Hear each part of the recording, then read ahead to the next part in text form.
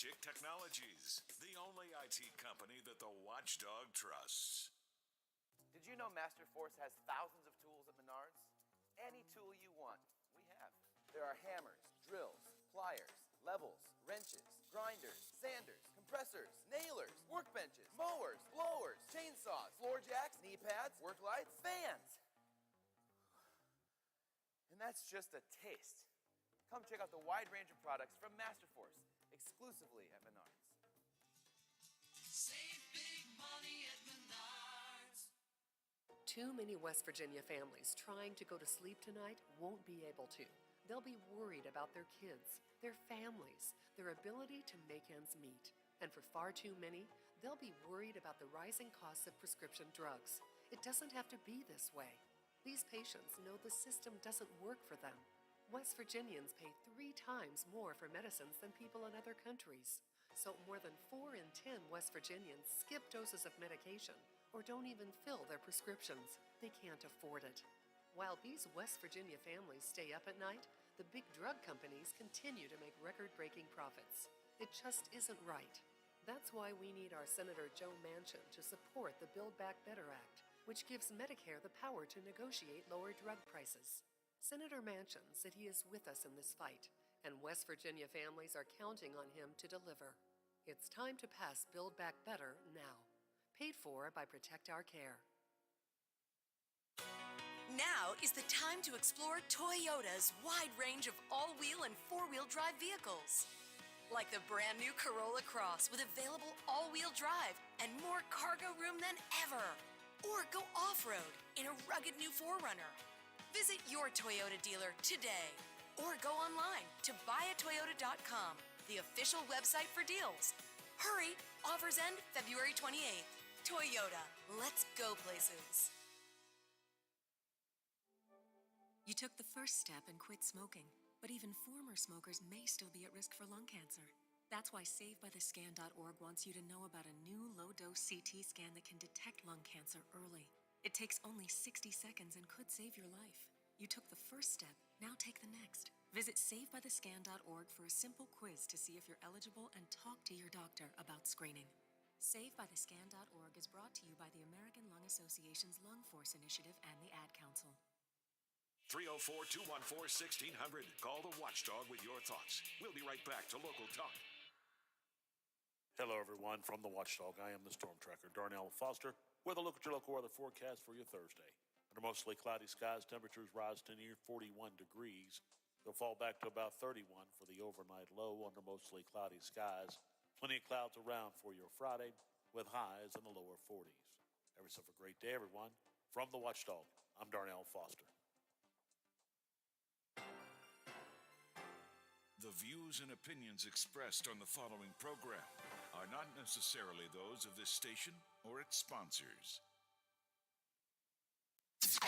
Ladies and gentlemen, may I have your attention, please? Launch control, this is Houston. We are go for launch. You're early. Roger that. It's Thursday. Why even call it Thursday? Problem? We have pizza on Thursday. Places, please. Quiet down. Here's a complete disc jockey show with all the modern pace of today's exciting radio. Good morning. Just get started. Seriously. Let's go. It's showtime.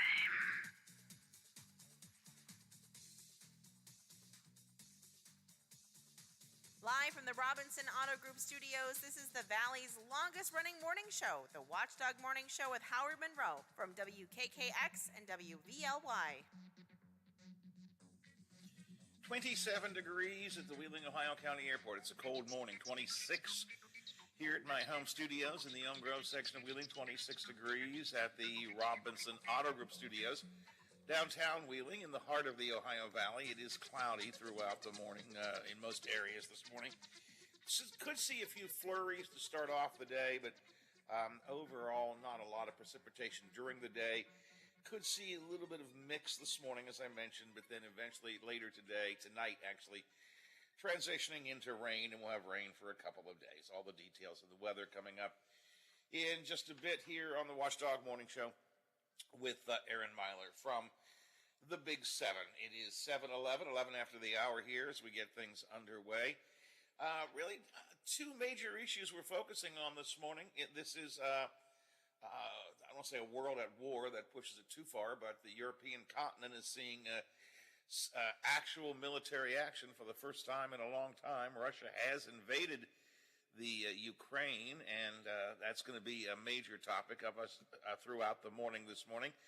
And then down in Charleston, under the Golden Dome, the efforts are still continuing to take away local control from school boards and city councils and so on. And also the efforts are underway down in Charleston to consolidate all power into themselves as they work to destroy public education. And we have a couple of aspects of that we will delve into over the course of the morning this morning. So that's really the sort of the two areas we're going to be delving into quite a good bit. If you have something else on your mind, you're always welcome to dial in at 304-214-1600, 304-214-1600, the text line. Just feel free to text us, and we'll get your text on the air, or you may call me, 304-232-8255. Quick bit of housekeeping. This is good. I just want to pass this along. We've added one more video feed, so those of you who like to watch the feed from our studios, my home studio, the downtown studios, and so on, we are now doing a live video feed on our Twitter page, all right? So if you want to watch the live video, you can watch it on Twitter on the Watchdog Twitter page, which is at WatchdogWV. So if you want to watch the Twitter feed, let me check. Yep, it's up, it's running. I'm looking at it right now. So you can watch that. Also, if you want to watch it on our website, watchdognetwork.com, you can do that. Simply go to watchdognetwork.com and scroll down about 2 scrolls, and you'll come across the video feed. Also, you can watch us on YouTube, and I encourage you to click the link to YouTube that you'll find on our website page. Click the link. It will take you to our YouTube channel directly, and there will be an option for you to subscribe. And that way you'll be notified whenever we are on live. Same thing is true with our new Twitter live feed. If you want to watch us on Twitter on WatchdogWV, at WatchdogWV, you can watch us. There's also a little button you can push that says live notifications, and you'll get notifications whenever we are live. So we're just kind of expanding the way you can reach us via the live feeds. And this morning we start off with live feeds from now on Twitter, which is something a little bit different than what we have had for quite some time. All right, it is 7:14 here on the Watchdog Morning Show. Obviously, big story of the day. Russia launched their attack on Ukraine yesterday. The Ukrainian foreign minister called it a full-scale invasion. Russian President Vladimir Putin gave a televised address in which he said the attack was necessary to protect civilians in eastern Ukraine. President Biden condemned the attack, called it unprovoked, unjustified, and he said that the United States and the rest of the West will, quote, hold Russia accountable. He will speak to Americans today. The president will. More sanctions expected to be announced today. He issued some sanctions earlier this week. He will make tougher sanctions to be announced later today. There was a terrifying tweet I saw from an ABC reporter. I want to say Marcia Raddatz. I could be wrong. I'm doing this from memory. And she said she had received, just before the tanks began to roll in Ukraine, she had received an alert from a government official saying, be prepared, the invasion is about to begin. Enjoy the next hour or two of peace in Ukraine. It may be the last time of peace on the European continent for a very, very long time. So, I think we America have been at war in Afghanistan and Iraq. We had been for a long time. We have extricated ourselves from those wars, but we've had a very long and lengthy war. So it's not as if we're unfamiliar with war, but I think because this looks more like a traditional war. Tanks are rolling. Heavy artillery is there. this just looks more like a war that we sometimes have seen and remember, going back to World War II, for example. And as a result, I find it very, very frightening. Biff, I pay more attention to this stuff maybe than you do. Does this war in Ukraine that's going on, does this concern you? Do you feel like it's maybe overhyped, or do you think it's a serious issue for we here in America? I think the only two things that really concern me are what is our action going to be? How involved are we going to get in this conflict? And the second thing is how much higher are prices going to go for goods and services? Yeah, I think that's pretty good questions. President Biden said earlier this week that there will have to be willing to have some sacrifices to make our point against Russia. So I think that, and that's primarily, there's been talk about increased price of gas. The thing that worries me is the first thing you mentioned, Biff.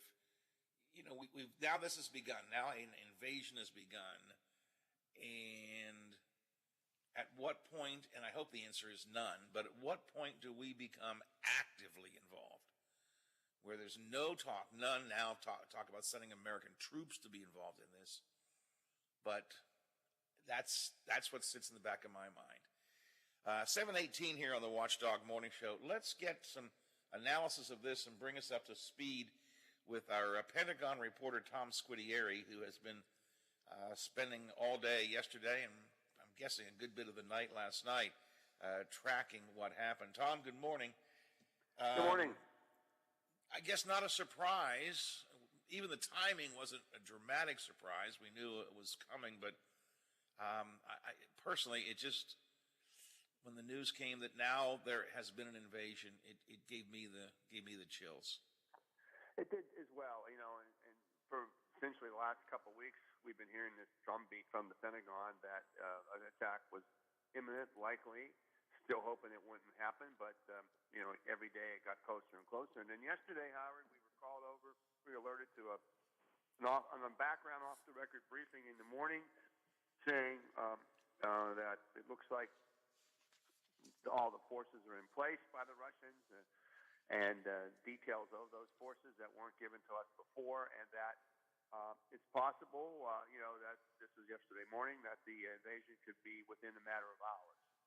Okay, and then later in the afternoon, we had a formal on-the-record briefing, and that was underscored to a lesser extent. What was interesting, and of course, then it happened last night because it was dark and then dawn, which is the time the Russians generally like to strike, or most people do. You soften up the opposition with artillery in the middle of the night, and then your forces go in early in the morning. That's exactly what happened. The interesting thing, Howard, many interesting things. One of them is that, remember last week when the Pentagon was saying it was imminent then? Apparently it was, and the information campaign by the United States and European nations calling out Putin's false flag operations, et cetera, got to him, threw him off his game a little bit. So he didn't want to go in then for some reason. And then he went in this morning, yesterday. And the message that he broadcast was actually taped, many days ago, to be played last week after the invasion last week. So in other words, this stuff was all on the shelf by Putin, ready to go. Now, I heard what you and Biff were speaking just a few moments ago, and today some of the nations in NATO, the Baltic nations, called under Article 4 of the NATO conference charter. Now, Article 4 we don't hear about a lot. That is to ask for an emergency meeting of NATO to discuss a security situation. Article 5 is the one that we always hear about. If one nation is attacked, the others will act as if they were attacked. That's critical because U.S. troops are in Poland and the Baltic nations and Romania, all NATO nations. And John Kirby, the Pentagon spokesperson, yesterday was one of the things he pointed out was the danger is of miscalculation by the Russians or anybody to have firing on to say into Poland or into one of the other nations that border Belarus or Ukraine, and then that provokes a larger kind of issue. So I'll stop there and then respond to any questions you have. Well, the Security Council met again last night, right? Correct. And they met last night, and go ahead. I'm sorry. Go ahead. No. Tell me about that. That's all. Well, the Security Council met yesterday while the invasion was underway, and ironically, the Russian ambassador, it was his turn to chair the Security Council, and he was really dressed down by the Ukrainian ambassador so badly that he just ended the meeting. Now, no resolution was passed, and they're going to meet again today, Thursday. I keep saying today just to keep straight, the timing of all this, because the timeline is a little bit confusing because of the different time zones. Now, here's a very, very interesting thing that's emerged overnight from a diplomatic point of view. It doesn't particularly matter, of course, to the Ukrainians who are under attack right now, but you remember when the United Nations was formed, and it was the USSR. That nation was the nation granted a seat on the Security Council. Of course, the USSR does not exist any longer. It's now Russia. And so there's a thought that perhaps Russia does not qualify for that seat, which would be an interesting diplomatic gambit. That's an interesting take. I had not heard that. That's interesting. The argument that the USSR had a seat, Russia sort of assumed that seat, but maybe they shouldn't or couldn't, or maybe using that technicality, Russia could be forced out of the council. That's interesting. Well, there's also a precedent for this, Howard. It ended fine. When Yugoslavia broke up, for example, there was a debate over who gets the Yugoslav seat, Serbia, Croatia, etc. So there is a sort of a diplomatic discussion precedent for this. As opposed to China, remember now, mainland China, what we call mainland China, got the seat that Taiwan had held because it was determined that mainland China, was the actual China in the terms of diplomatic seat. So this is not something completely new about debating who gets to hold the seat. And we had a variation of that with Afghanistan and Myanmar just last year with the Taliban taking over. They haven't been given that seat yet in the UN, nor that's just the seat not on the Security Council, but it's the same idea. So it's a very interesting theory. Now, of course, as I said a couple times, it doesn't stop the invasion. It won't stop the invasion. Putin probably could care less at this point what the UN does or says. What is the Pentagon assessment, if there is such a thing, is this to be a lengthy war, or is this something where, I know the Ukrainians they really can't match the Russians, I don't think. We talked about that earlier this week, you and I. But, do the tanks roll in? Does the military roll in today and basically just take control in a matter of days? Or is this look to be a protracted, drawn-out kind of thing? Mm-hmm. That's one of the things that Pentagon will not talk about. They are very reluctant to try to game out and gauge out the success of a military operation. John Kirby said yesterday, he paraphrased one of the famous military things, all of your best plans are on paper and as soon as the first shot are fired. Now, there's some reports coming out now that are early that need to be verified that what was thought to be a pretty strong Ukrainian defense line down near Odessa, which is near the Black Sea, collapsed quickly, overwhelmed. The Ukrainian force cannot, this is a large 190,000 troops arrayed against them and armed to the teeth. The Ukrainians just don't match that even in numbers of firepower. Your question, how long is a good one? And not just how long to sort of take over the country, but then how long are you going to stay there as occupation forces? Because that's what's going to be needed at some point because of the high resistance of Ukrainian individuals as well as the government. And the government might have to flee, and Russians could set up a puppet government, et cetera. But that won't mean that the Russian troops can leave. So the length and duration of their stay in Ukraine, should they be successful in the invasion, and they're likely to be, is of course the question that no one can answer. And we're still not sure how far they want to go. In other words, do they want to take over all of Ukraine or just the eastern part? There's a couple questions like that have to be played out. I believe Putin in his speech, excuse me, I believe Putin claimed that he did not intend this to be an occupation. I think the phrase he used was he wanted to demilitarize and denazify, by the way, which is a weird phrase to use, but he wanted to demilitarize the Ukraine, but he made a point of saying it was not intended to be an occupation. At least I think I understood that correctly. Right. So, he could say that, and anyone can believe it. You could say that if there's a new government in Ukraine put in by the Russians, the puppet government, then they invite the Russians to stay and help train or whatever. That's not an occupation, technically. See, we've been invited to stay. We're not occupied. So, I think listening to Putin's words, it's for consumption mainly of the Russian population who he needs to have on his side, because if indeed the Russian military gets losses, those bodies are going to go back to Russia. And there's been, there was the whole issue of the Afghan situation where the government hid the losses and all that. I think he's playing a lot these last couple of days to his own audience in Russia because he needs that solid support for the invasion. Because there isn't real, a lot of Russians and Ukrainians know each other.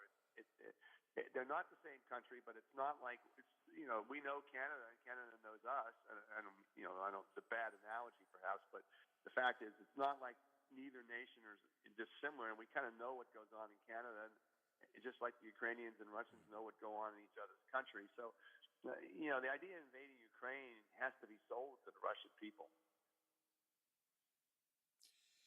President Biden condemned the action, obviously, last night, and he said the U.S. and its allies, quote, would hold Russia accountable.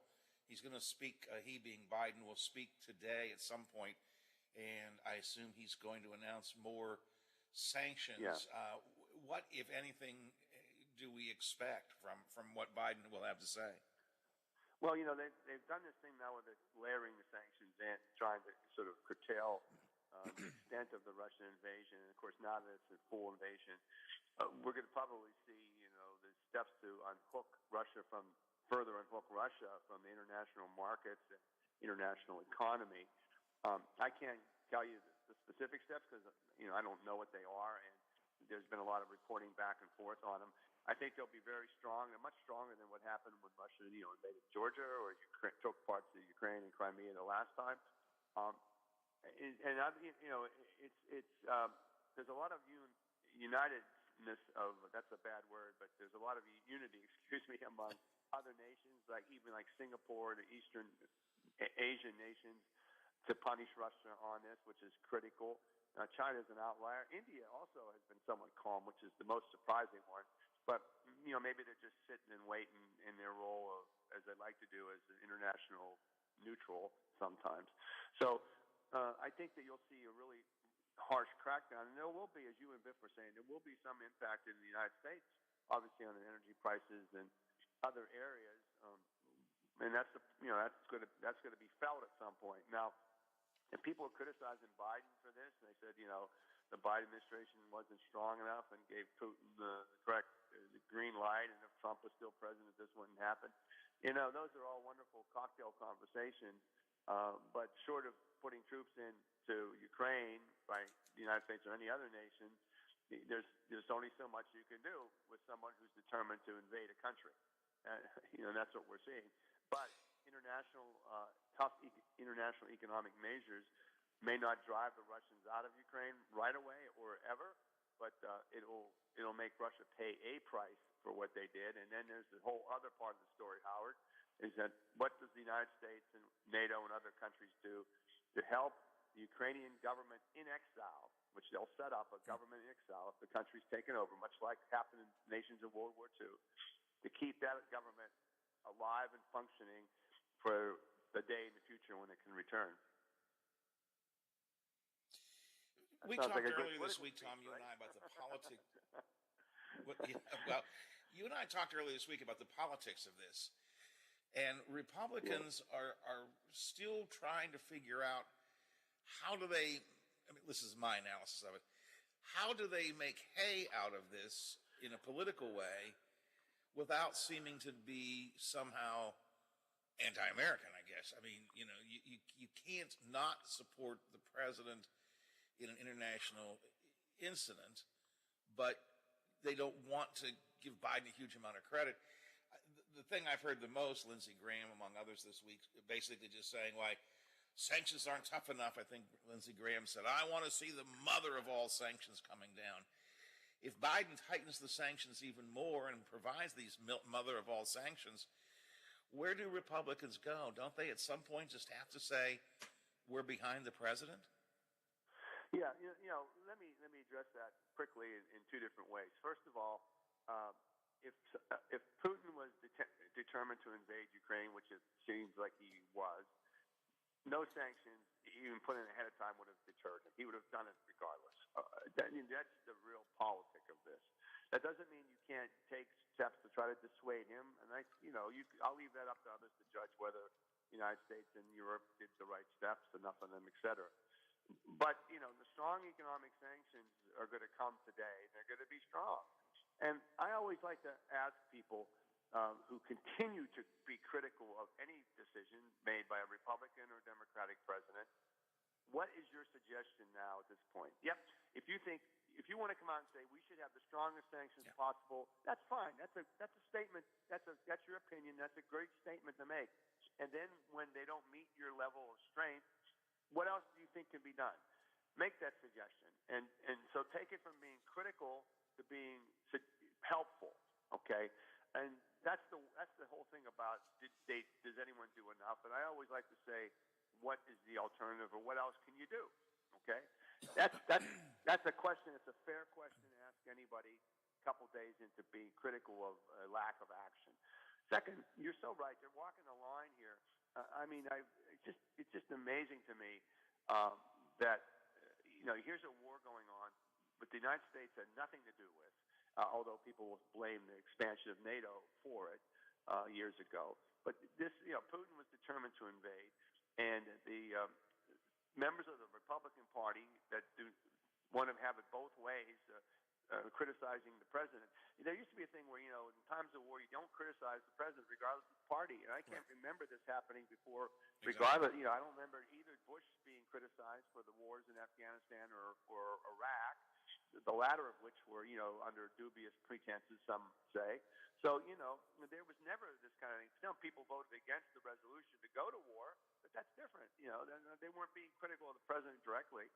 And you didn't hear them carping about the war to undercut what was going on. So this is unprecedented in its own way. The former president, Donald Trump, has been, I don't want to say he's supporting Putin, because that maybe is a little bit interpreting it. But he has praised Putin. He's praised Putin for the way he's handled this. I was talking to another reporter about those statements from the former president, and nothing has surprised us about Donald Trump, in office or out of office. And nevertheless, having said that, this goes back to what we just said. You have a person who is a dictator, and that's Putin, and invading a sovereign nation under false pretenses and ginned up reasons. And, he's being declared brilliant and savvy, and, he's sending in peacekeepers, which no one believes are peacekeepers. That is just, and it's just incredible to hear any American politician in office or out of office say that, a prominent, let alone a former president of the United States say that, essentially taking sides with the enemy. It's some of the comments were amazing, and they weren't just one-off comments. He's made several of them in a couple of different venues. He being Trump, he's made several comments in a couple of different venues over the last 24, 36 hours, which has been absolutely amazing. So, Thomas, I let you go. What happens today? Okay. I asked you the same question I asked you on Tuesday. What do we watch for today? Well, we watch for the sanctions announcements and those kind of steps here. We'll watch the United Nations, and we'll watch the EU actions. These are all, diplomatic and important governmental actions. Obviously, we'll see now a whole day will transpire in Ukraine and see maybe get a hint of the extent of the Russian goals in Ukraine, and get some confirmation of actions on the ground that we've just talked about briefly here and others. And the Pentagon made it clear that, the first words will come from the White House, and they did. This is not the Pentagon's war. People have to remember that. We don't have any U.S. troops involved in this war. Right. And so there's not a lot of stuff the Pentagon can tell us at this point because it moves fast. Now, the other thing I will say is the U.S. had been flying surveillance aircraft over the Ukraine area up till yesterday at the request of the Ukrainian government. That has stopped because of the missiles and Russian air things. And the other important thing from the Pentagon perspective is, as of yesterday, as of 3:30 p.m. Eastern Time yesterday, lines were still open between U.S. defense officials and Russian defense officials. So, I don't know if that's the same case today, but, that's what we're watching, among the things I'm going to be watching for today. They were open but weren't being used. Well, they were used as of recently as of Monday, I think they said. So they weren't used Wednesday, yesterday, or Tuesday, which, is neither here nor there necessarily. But the point Kirby made was those lines are open and, we think we could still use them. I'm paraphrasing slightly. That was yesterday. Right. So that was before the invasion happened. So we'll see. Yeah. Tom, appreciate your time today. We may end up chatting with you more often as the situation goes on than we usually do, but it's good to have you there working for us and working for everybody, keeping us informed. And I thank you for getting up early and joining me today. I was up hours, but you're welcome. I guess that's a good point. Thank you. All right. Bye-bye. Listen, I'll talk to you later today, and we'll see where we go from here, okay? All right, thanks a lot. Tom Scudieri, Pentagon reporter. He does report for us every Tuesday, but I think we'll be hearing from him a good bit more as he covers the Pentagon and as this becomes an ongoing story. It is important to differentiate what he just said there at the end.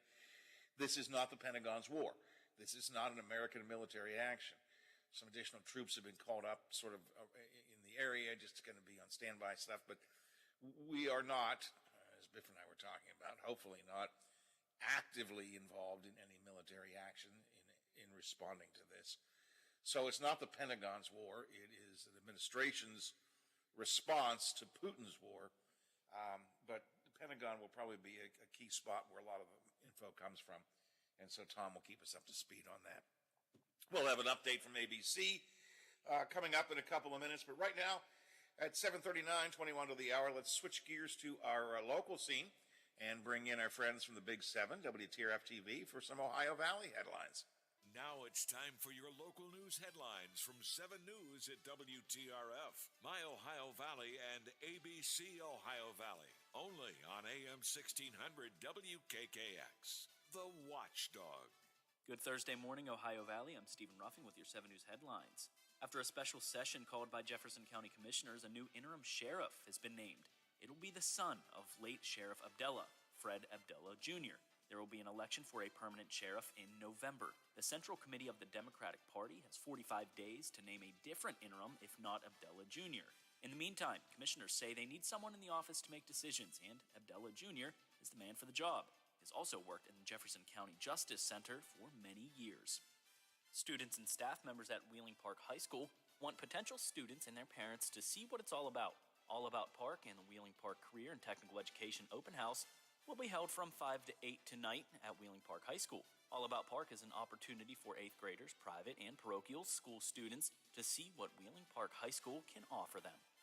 12 organizations serving women and girls in the Ohio Valley received grants from the Women's Giving Circle. WGC seeks to empower through philanthropy by making strategic research-based grants supporting projects supporting women and girls. A reception for the grants is being held this morning at 10 at Ebert Farm Market and Event Center in St. Clairsville. A survey found that more Americans are considering adoption and foster care adoption to grow their families. The survey commissioned by the Dave Thomas Foundation for Adoption found that 37% of American adults who have not adopted have considered adoption. In 2017, that number was at 25%. That was a look at your headlines. Have a great day, everyone. Not a good night for the Wheeling Nailers at home. They lost to visiting Reading by the score of 4-1. Penguins are back in action tonight when they host the New Jersey Devils in a matchup of metropolitan teams. In the division, the Penguins are 8-3-1. And how about the Major League owners? They'll begin to cancel regular season games if the players cannot come to terms by Monday. By the way, the canceled games would not be made up. College basketball, another tough loss on the road for the West Virginia Mountaineers. They lost by 3 to Iowa State, 84 to 81. Speaking of basketball, my guest in the 12 o'clock hour this afternoon on the Variety Show, Chris Richardson, the head coach of Wheeling University, and Ben Howlett, the head coach of West Liberty Hilltoppers. By the way, these two gentlemen and their teams will meet Saturday afternoon at Wheeling U. And how about Tom Brady? I guess we can call Tom Brady Hollywood Tom. Tom is going from the playing field to the silver screen. Brady will produce and star in a film about traveling on the road. Oh, his co-stars include Jane Fonda, Lily Tomlin, and Sally Field. Hollywood Tom. I'm Bill DeFabio on sports, and we are the Watchdog. Dutch Boy Platinum Plus. It's only paint. It's only paint that comes in a twist and pour container.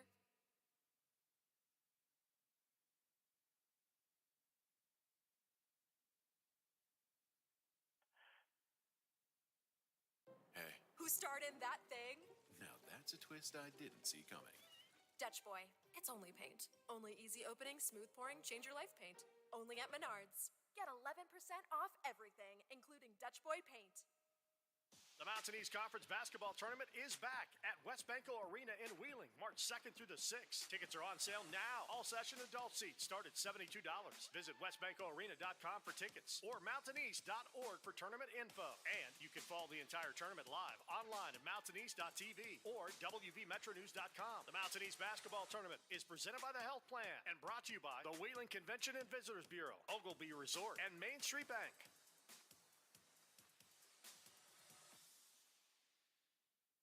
Jefferson Starship comes to the Capitol Theater for one night only, Saturday, March 5th. See the legendary band on their Mother of the Sun tour as they play all your favorites.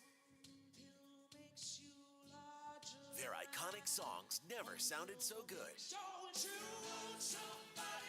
Jefferson Starship, March 5th at the Capitol Theater. For tickets, call 304-233-7000 or visit capitoltheaterwheeling.com.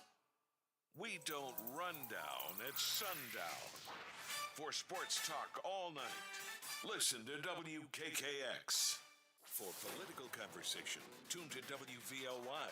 And it's all online at watchdognetwork.com and on your phone with TuneIn Radio.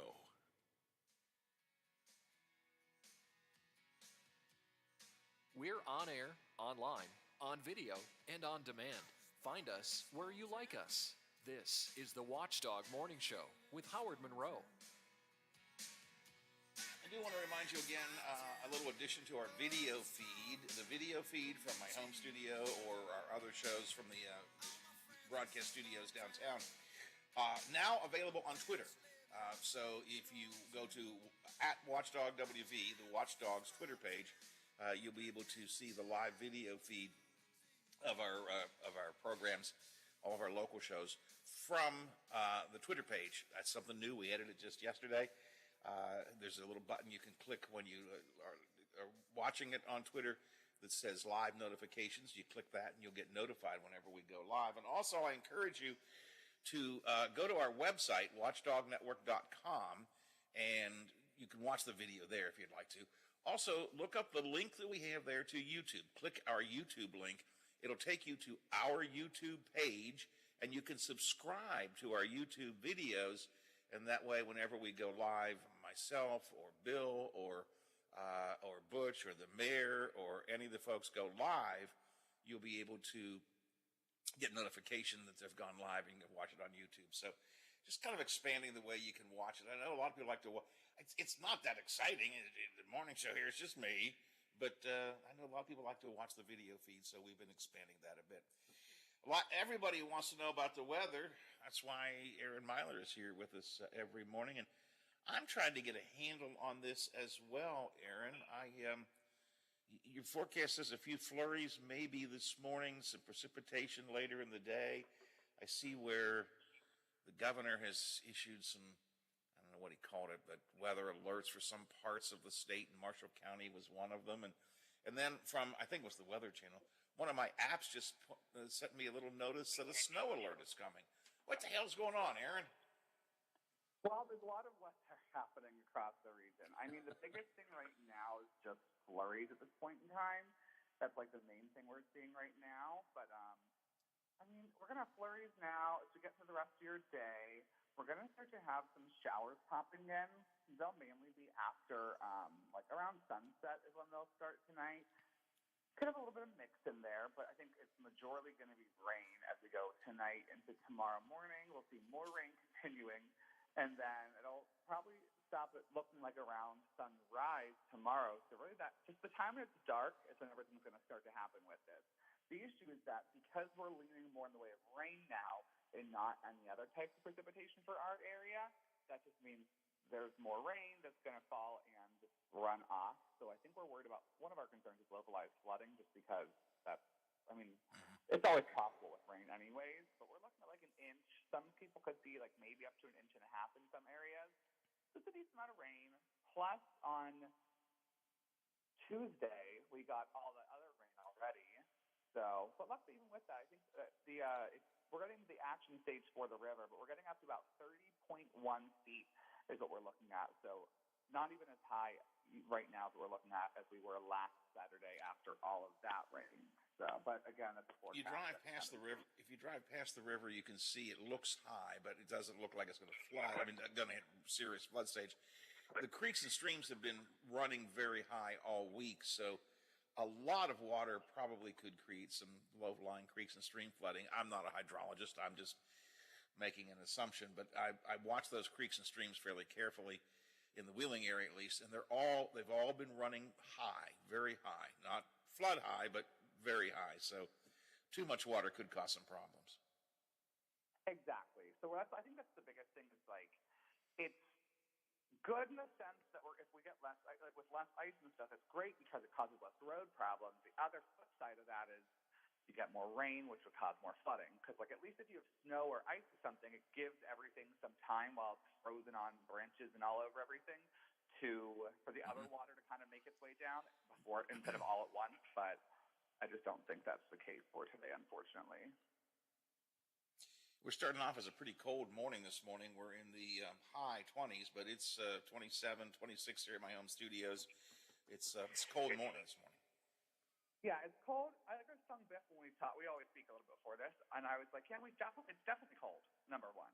But we've definitely also had a lot colder mornings. Like, we're not in the single-digit feels like temperatures. We're not in the negatives. Is it comfortable? By no means with the imagination. I'm trying to look at the bright side of it. I'm like, it could be worse. Well, that's always a way to look. Because whenever somebody says to me, no matter what it is, whether it's weather or anything in life, I don't think anything could get any worse. I go, oh, please don't say that. It can always get worse. So, always. Yeah, you're right. It could get worse.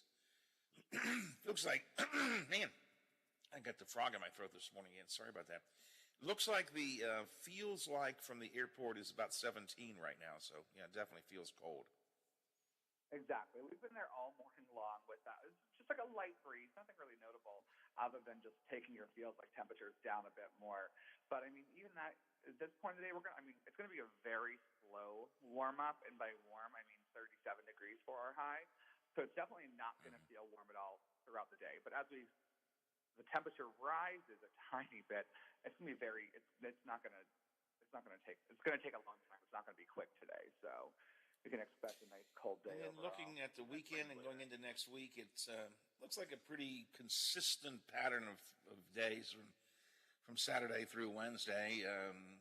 Temperatures mid-30-ish, I guess. Begins to warm up a bit next week, but mid-30-ish and some sun and clouds mixed, basically, right?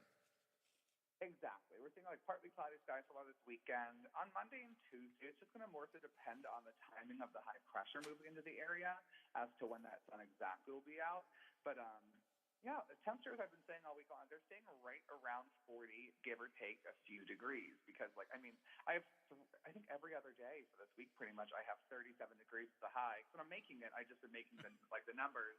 And I type it in, and I see eventually this. I'm like, oh, well, I put 37 for 3 different days, but if it's going to be 37 3 different days, it's going to be 37 3 different days. Like, there's no point of changing it. Well, yeah, it's not like you make those numbers up. I don't like 37. I think I'll call it something else. I mean, Yeah. It's like, in a way, it's like I could change it to 38 some of those days or 36 just to make it look different. But I was like, well, if I thought 37, I'm sticking with 37. I don't care. There you go. All right. So we might see a few flurries this morning, though, still. Is that right? Yeah, we're seeing some right now. I mean, even on our cameras, they're not very widespread. They're definitely across the area, and they've kind of gone in and out of places, but it's just a few flurries, nothing really major. I think down in Tyler and Westville, they're getting some mix right now just because they're just a tiny bit warmer. But, just some flurries. This is not the main story of the day. It's going to be, like I said, right around sunset when the mix and rain starts. More on the rain side of things, but you could see a little mix in there. All right, we'll keep an eye on all of it. Thanks, Aaron. Appreciate it. We'll talk to you again tomorrow. Talk to you then. Have a good one, you guys. 8 before the hour here on the, the Watchdog Morning Show. Hey, Biff, I know you have. Did you ever just get one of those mornings where the frog won't come out of your throat? I wish it would just rib it and come out of here. Jeez. Yeah, every once in a while I'll get Get it out. Yeah. And the hot coffee. Well, first place, I'm done with my hot coffee. It's all gone already, so that's not cutting it. I'm drinking the cold dregs. Yeah. We are following what's happening in the Ukraine. Russia rolled tanks and troops into the Ukraine in the overnight hours. The official invasion has begun. President Putin from Russia says it is not an occupation. It is a demilitarization. And in a weird phrase, he says it is a denazification. That is strange. President Biden to address the country today. Here is the latest on it from ABC News. NATO Secretary.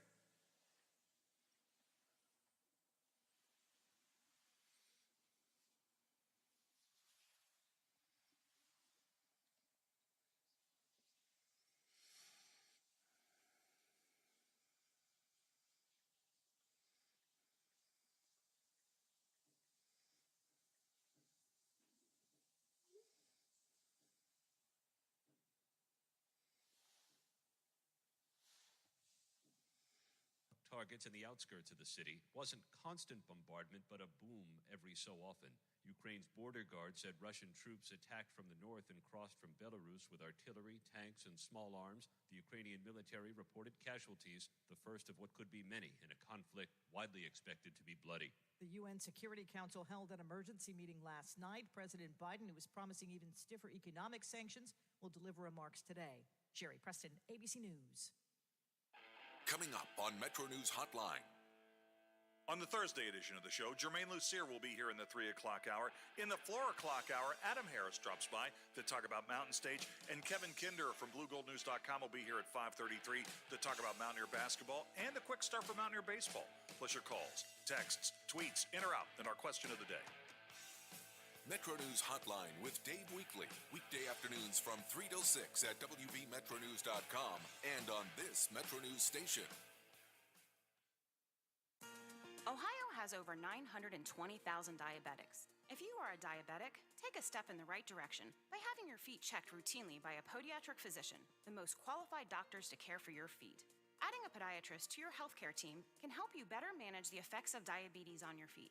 Ohio Foot and Ankle Medical Association podiatric physicians are located throughout the state. For more information or to find a member of the Ohio Foot and Ankle Medical Association near you, visit associationsadvanceohio.com. This is Education Matters with Ohio Education Association President Scott Tomorrow. Educators, listen up. The federal government recently made changes to the Public Service Student Loan Forgiveness Program that make it easier for you to get the debt relief you've earned. But the clock is ticking for you to take action. OEA members can use the NEA Member Benefits Navigator to get started. Education Matters, brought to you by the Ohio Education Association. Now is the time to explore Toyota's wide range of all-wheel and four-wheel drive vehicles. Like the brand new Corolla Cross with available all-wheel drive and more cargo room than ever. Or go off-road in a rugged new 4Runner. Visit your Toyota dealer today. Or go online to buyatoyota.com, the official website for deals. Hurry, offers end February 28th. Toyota, let's go places. Hey, man, what can I get you? Yeah, can I have 2 Coors Lights? You got it. Hey, Mike! I need 2 Coors Lights! Sure thing. With a taste as cold as the Rockies, only Coors Light gives you refreshment every time. Here you go. Thanks, Mike. Doing a great job. All right, 2 ice-cold Coors Lights. That's the coldest beer I've ever had. Hey, they don't call it the world's most refreshing beer for nothing. Okay, be honest with me. Do you really have the Rocky Mountains in your beer cooler? You don't believe it? Check it out. Man, that's pretty amazing. I know, right?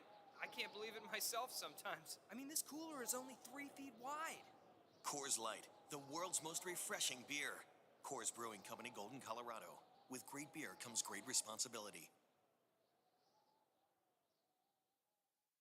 Hello, Ohio Valley. This is Kate Delaney inviting you to join me overnight here on The Watchdog. Whether it's talking to big names in entertainment or sports, discussing the latest political news, or just chatting about life, I'll be here to keep you company on The Watchdog, WVLY AM 1370, FM 97.7, or online at watchdognetwork.com. Miss a part of the show? Want to hear a segment again? Check out our podcast page at watchdognetwork.com. The Watchdog Morning Show with Howard Monroe continues. I mentioned at the top of the show 2 basic areas we'll delve into today. Lots of continuing coverage of the Russian invasion in Afghanistan. ABC will have multiple reports for us all throughout the morning. We'll be sharing a lot of information about that with you.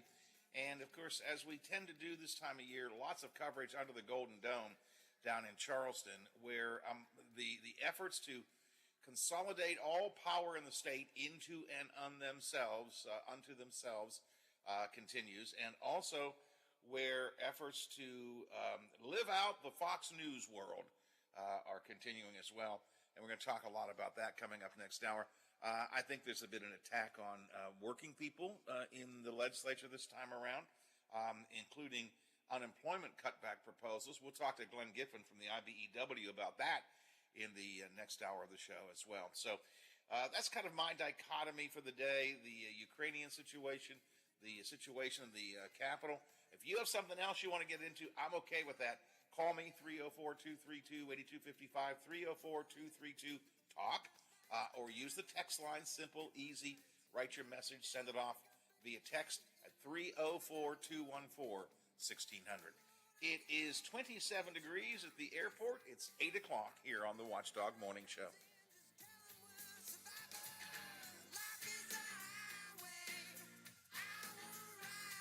The Watchdog is FM 98.1, AM 1600 WKKX Wheeling. FM 97.7, AM 1370, WVLY Moundsville.